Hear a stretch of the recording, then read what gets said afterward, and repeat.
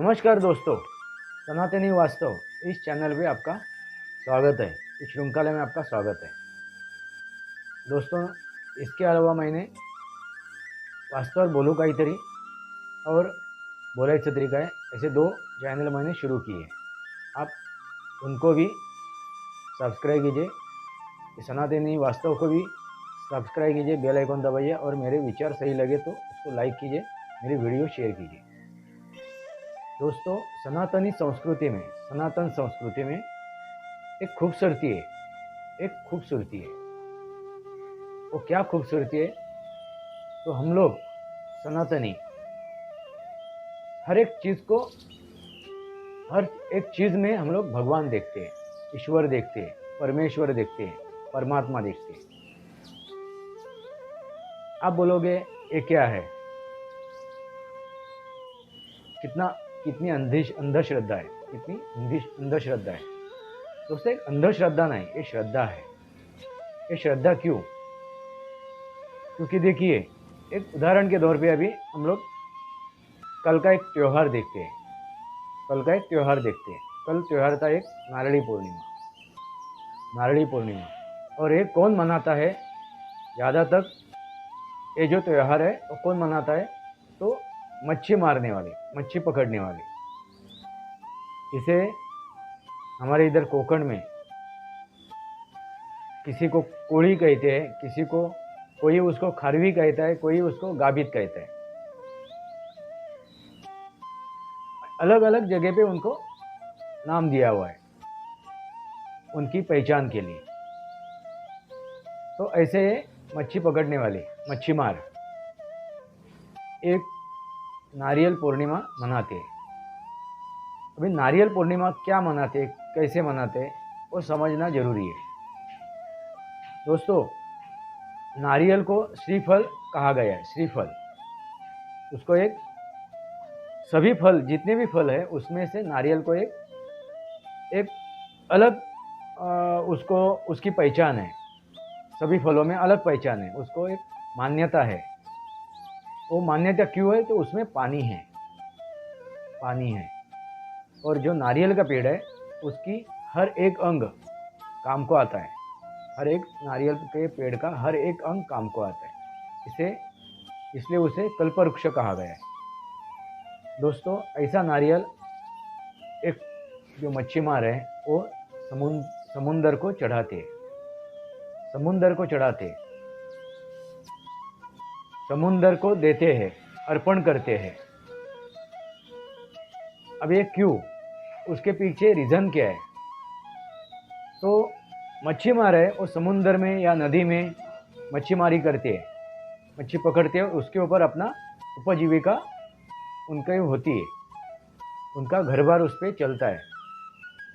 तो समुंदर में जो भी मच्छी मिलेगी, जो भी मिलेगा, उससे उनकी दिन का उनका खर्चा निकल जाता है। तो अभी ऐसे समुंदर में जब वो जाते हैं मच्छी पकड़ने के लिए, हर साल जाते हैं, हर वक्त जाते हैं, जैसा माहौल रहेगा उस हिसाब से जाते हैं। मगर बारिश के वक्त वो रुक जाते हैं। उसके पीछे रीज़न मैंने आपको पिछले वीडियो में बताया था। क्या है? श्रावण मास में जो शुरुआत है, बारिश शुरू होती है, तब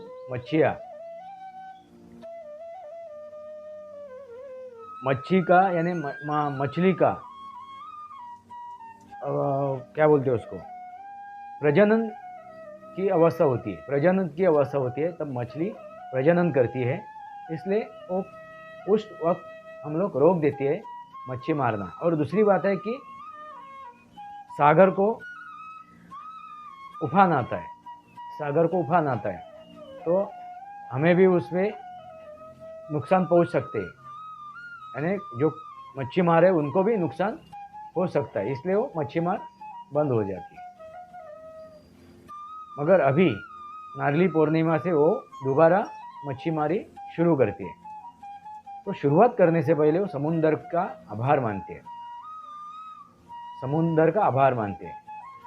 उसको एक परमेश्वर करके, उसको ईश्वर, परमात्मा करके उसके पास उसको नमन करते, झुक जाते उसके सामने। यानी उसका आभार मानने का एक तरीका है। जिससे हम लोग कुछ पाते हैं तो उसका आभार मानना है। फिर भी इसको भगवान कहो, ईश्वर कहो, कुछ भी कहो, ये देवतुल्य हो जाता है। सनातनियों को देवतुल्य हो जाता है। फिर वो पत्थर भी हो तो भी उसको सनातनी पूछते हैं, क्योंकि उसके वजह से हमें कुछ मिला है।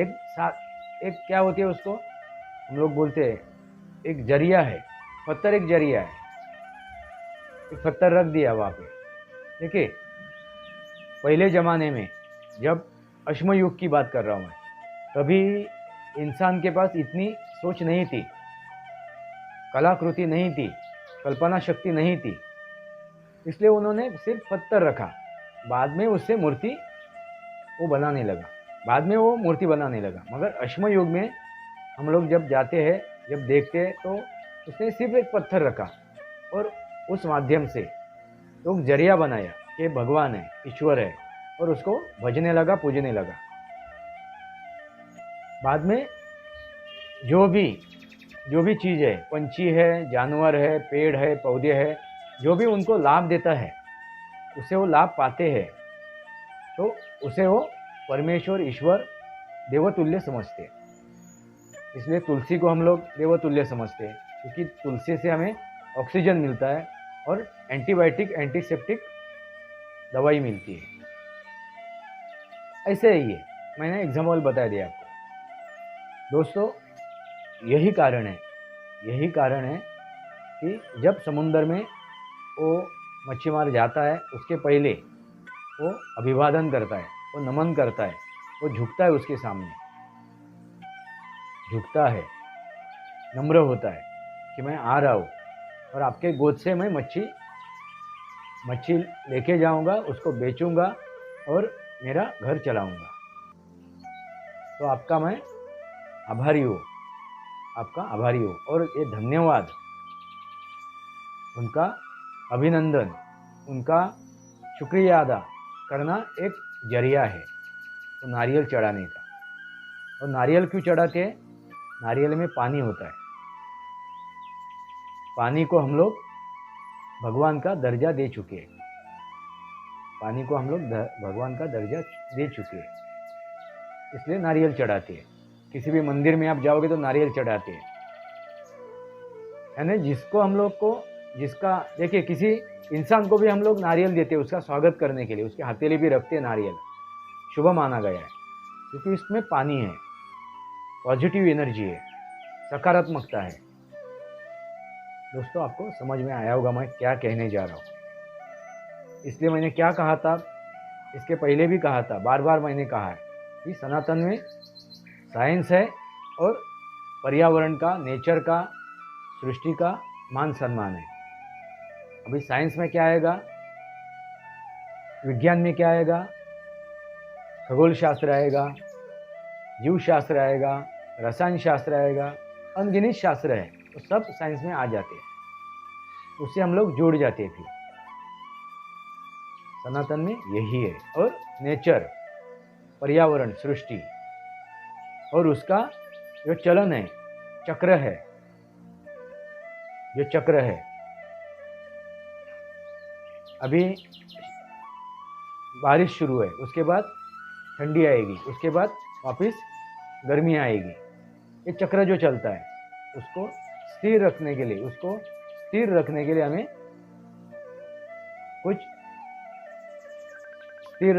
हमें कुछ ऐसे काम करने चाहिए। क्यों? पर्यावरण का समतोल टूटे ना, पर्यावरण सही ढंग से चले, वो चक्र सही ढंग से चले।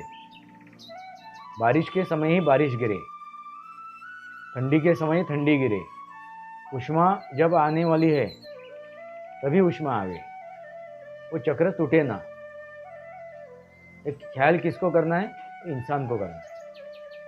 दोस्तों, मैं कहानी बताने जा रहा हूँ। इसमें मैं कहानी बताने जा रहा हूँ। कहानी क्या है? मेरी नानी ने बताई थी, मेरे माँ के माँ ने बताई थी। मेरा गांव है कोकण में, यानी मेरा माँ का मैका कोकण में ही है, रत्नागिरी। वहाँ की मैं बात बता रहा हूँ। तो बचपन में कहानी बताई थी। देखिए, ईश्वर भगवान जो शक्ति है, जिसे हम लोग पंचमहाभूत कहते हैं, जिसे पर्यावरण कहते हैं, जिसे हम लोग सृष्टि कहते हैं, वो हमें कैसी साथ देती है, उसके ही लफ्ज में मैं आपको वो कहानी बताता हूँ। अरे राजेश, आणि तुम्हें सर्वांना सांगते हैं, वो मुझे हमको कहानी बता रही है। राजेश, आपको और सबको मैं कहानी बता रही हूँ। भगवान हर जगह पे है, भगवान दौड़ के आता है। जब हम लोग दिल से उसको बुलाते हैं तो भगवान दौड़ के आता है। अभी सुन, क्या हुआ था अब अपने गांव के, अभी उसका नाम मुझे मालूम नहीं है जिसके बारे में वो बात कर रही थी, नाम याद नहीं है, मगर एक XYZ हम लोग नाम रख देते हैं उसका। चलो, एक रमेश करके नाम रखते हैं उसका। तो वो रमेश, वो मच्छी मार था, वो मच्छी पकड़ने के लिए अपने साथियों के साथ अपनी नाव लेके समुद्र में गया था। इसी समय में नारियल चढ़ाया था उसने भगवान को, वो समुद्र को, और फिर उसने अपनी नाव ढकेली समुद्र में और अपने साथियों के साथ वो समुद्र में चला गया। मगर जो ये क्या बोलते हैं उसको, नेचर का हम लोग बता नहीं सकते कब क्या हो सकता है, कब क्या हो सकता है, माहौल कब बिगड़ सकता है, कब संभल सकता है, बात नहीं कर सकते। वो समुद्र में चले गए, अंदर दूर तक चले गए, और एकाएक माहौल बदल गया। एकाएक माहौल बदल गया और जोर से हवा शुरू होने लगी, बारिश आने लगा। जोर से हवा शुरू हो गई और बारिश गिरने लगा। वो समुद्र में थे और उनकी नाव टूट गई। बड़ी एक लहर आई और उसने वो नाव डुबा दी और सब बिखर गए, फिर वो कहानी बता रहा है, जो बच के आया हुआ वो कहानी बता रहा है। उसने जो कहानी बताई थी वही कहानी दादी हमें सुनाई थी, नानी हमें सुना रही थी। तो वो सब बिखर गए, जितने भी लोग उसके नाव पे थे वो सब बिखर गए। फिर पता चला कि वो आए नहीं, घर पे आए नहीं। फिर ढूंढना शुरू हो गया। फिर सरकार को इत्तला दी कि भाई ऐसे ऐसे गए थे मच्छी मार और अभी तक आए नहीं। एक दिन निकल गया, 2 दिन निकल गए, फिर ढूंढना शुरू हो गया, उनको ढूंढना शुरू हो गया समुद्र में। तो किसी की लाश मिली कहीं पे, किसी की लाश कहीं पे मिली। ऐसे 2-3 मच्छी मारों की लाश मिली, मगर एक की लाश नहीं मिल रही थी। एक जिंदा है नहीं है किसी को कुछ मालूम नहीं। फिर वो बता रहा था, जो बच के आया उसकी जुबान से हम लोग सुनते हैं कि दादी नानी बोली कि सुन, वो क्या बता रहा था। वो क्या बोला, हम लोग मच्छी पकड़ रहे थे, मच्छी मिल रही थी और अचानक माहौल बदल गया नेचर का और हमारी नाव डूब गई और हम लोग बिखर गए। बड़ी एक लहर आई, हम लोगों को बिखरा दिया पूरा। कौन कहाँ पे है कुछ मालूम नहीं। मैं भी कहाँ से कहाँ निकल गया बह के। और 1 दिन हो गया, 2 दिन हो गए, 3 दिन हो गए। जितनी भी ताकत थी मुझे तैरने की, मैं तैर रहा था, तैरने की कोशिश कर रहा था, मगर उफान भी था, 1-2 दिन उफान था। इसलिए मैं कैसा ना कैसा हमारे गांव की चंडिका है, चंडिका माते की नाम ले रहा हूँ और मैं तैर रहा हूँ और कहीं पे मैं भटक रहा हूँ। ऊपर आसमान, नीचे पानी, जमीन कहीं पे दिखाई नहीं दे रही है, कुछ आसरा नहीं है। फिर मैंने चंडिका माँ का नामस्मरण शुरू किया, नाम लेना शुरू किया। मेरे बच्चों का, उनके मुख मेरे सामने आने लगे। उनके बच्चों के मुख मेरे सामने आने लगे। तो मैं बोला, नहीं चंडिका माँ, मुझे बचना है, किसी भी हालत में बचना है, जाना है, मेरे सिवा कोई नहीं है उनका, मैं अकेला हूँ, मेरे माँ बाप का कोई नहीं है, मैं अकेला हूँ, मेरे बीवी बच्चों का मैं अकेला हूँ, किसी भी हालत में बचाना है आपको, मैं आपकी सेवा करता हूँ, आपकी मैं पूजा करता हूँ, तो कुछ भी हालत में मुझे बचना है। मैं थक गया था, 2-3 दिन निकल गए, मैं थक गया था, चौथा दिन निकल गया, मैं अभी समझ गया कि भाई अभी मैं बच नहीं सकता हूँ, अभी 100% मैं डूबूंगा। मगर मेरा भरोसा था किसके ऊपर? मेरे माँ के ऊपर। कौन सी माँ? चंडिका माँ। चंडिका माँ के ऊपर मेरा भरोसा था और उसकी आराधना कर रहा हूँ, उसका नाम ले रहा हूँ और साहस जुटा रहा हूँ। इतने में एक मुझे ऐसा लगा कि मैं थक गया, अभी मैं नहीं तैर सकता और मेरी हालत बिगड़ती रही थी। चौथा दिन था, ठंडा पानी, हवा चल रही थी, कुछ समझ में पूरा पैर अखड़ गए थे, हाथ अखड़ने लगे थे, क्या करूं क्या करूं। अभी मेरा धैर्य छूटने लगा और मैं बोला अभी मैं बच नहीं पाऊंगा। तो मैंने वापस एक बार माँ का नाम लिया जोर से, माँ अभी आप ही बचा सकती हो। और माँ का नाम लेते ही, माँ का नाम तो लगातार ले रहा था मैं, मगर उस टाइम मैंने एकदम जी जान से माँ का नाम लिया, माँ बचाओ, आओ, कहाँ पे हो। ऐसे बात करते करते एक फली आ गई, यानी एक लकड़ी आई, किसी जहाज की टूटी हुई लकड़ी आई, छोटी लकड़ी थी, बड़ी नहीं थी। मुझे मेरे हाथ को लगी तो मैंने उसको टटोला, लकड़ी को, बोला लकड़ी है, तो उसके ऊपर मैं लेट गया। क्यों? मैं थका था, मैं तैर नहीं सकता था और मेरी जान छूटी कि भाई चलो, मैं अभी इस लकड़ी के ऊपर, इस फली के ऊपर मैं तैरता रहूँगा, मैं कोशिश करूँगा धरती पे जाने के लिए, किनारों पे जाने के लिए मैं कोशिश करूँगा। और मैंने कोशिश, थोड़ा देर बोला, थोड़ी सांस लूँ, मैं थोड़ा थक गया हूँ और बाद में मैं कोशिश करूँगा। और 3 दिन मैं भूखा था, चौथा दिन भी निकल गया, मैं वो लकड़ी पे था और कहाँ से कहाँ पहुँच गया मैं रत्नागिरी में था, मैं सिंधुदुर्ग के दूसरे जिले में पहुँच गया। मैं बहते बहते मैं दूसरे जिले में पहुँच गया। यहाँ पे ढूंढना बंद किया था, जिस एरिया में हम लोग गए थे उस एरिया से शव मिले, उस एरिया में हम लोग जब नाव लेके गए थे वो एरिया में ढूंढना बंद किया था। मगर मैं बह के सिंधुदुर्ग में चला गया, दूसरे जिले में चला गया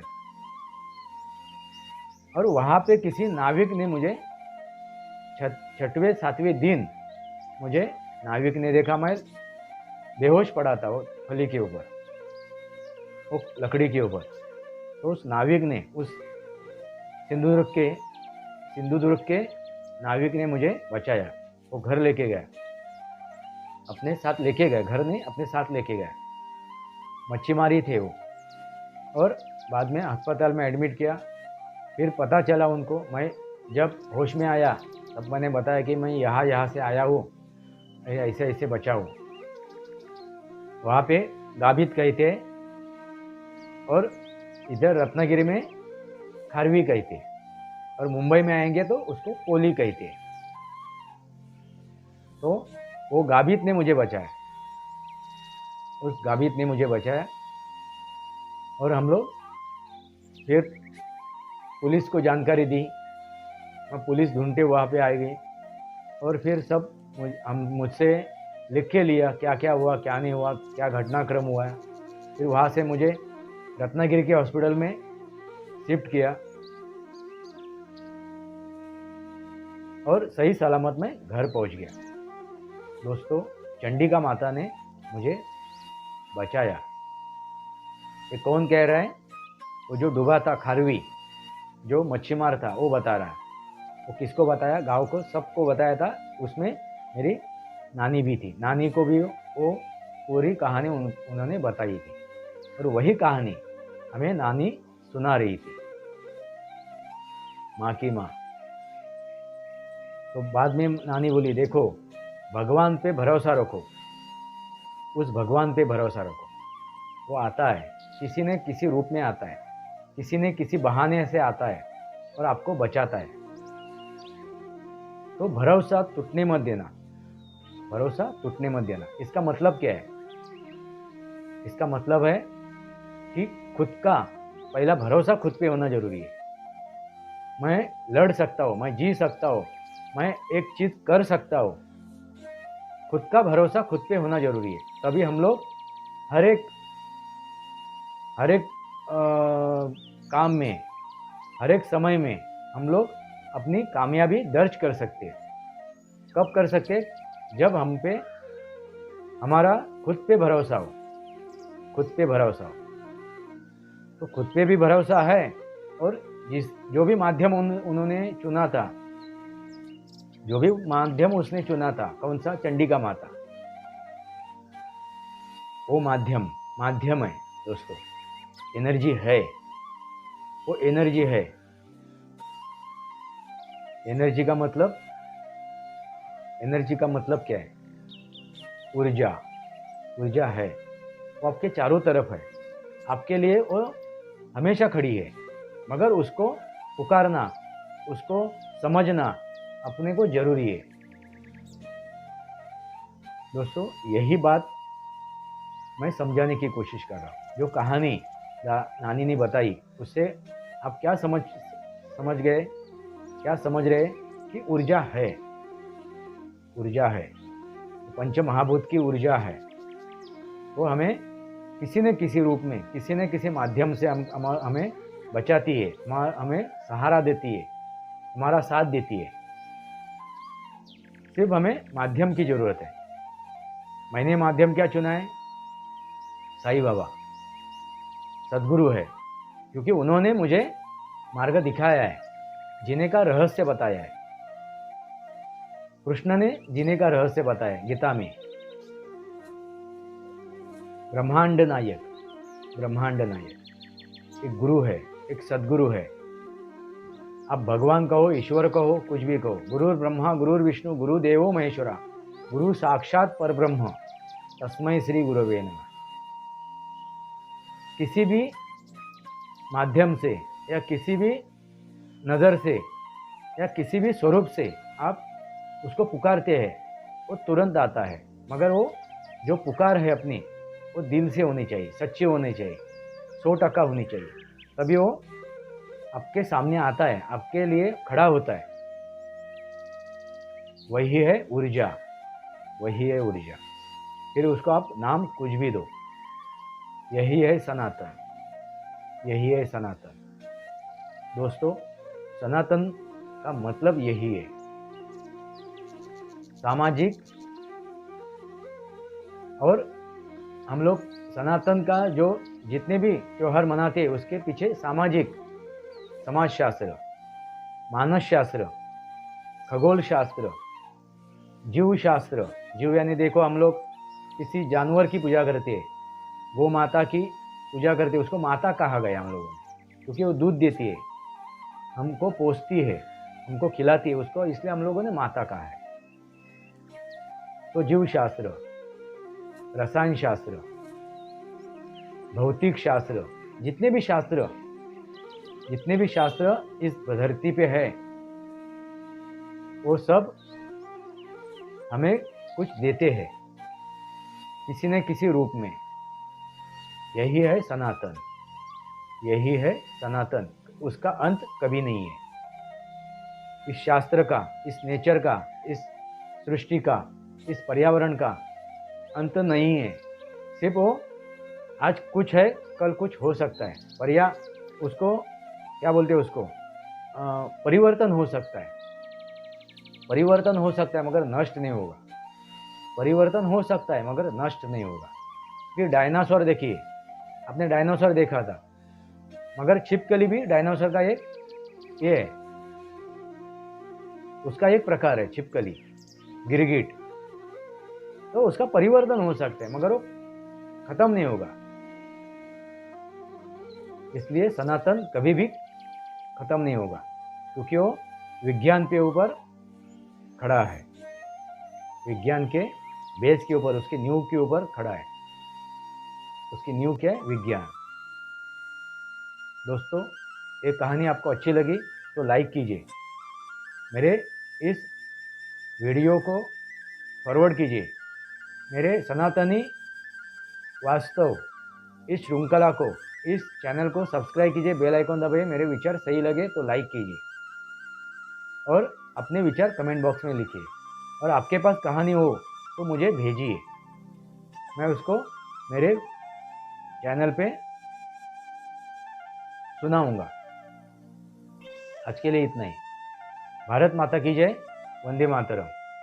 जय भारत, जय महाराष्ट्र।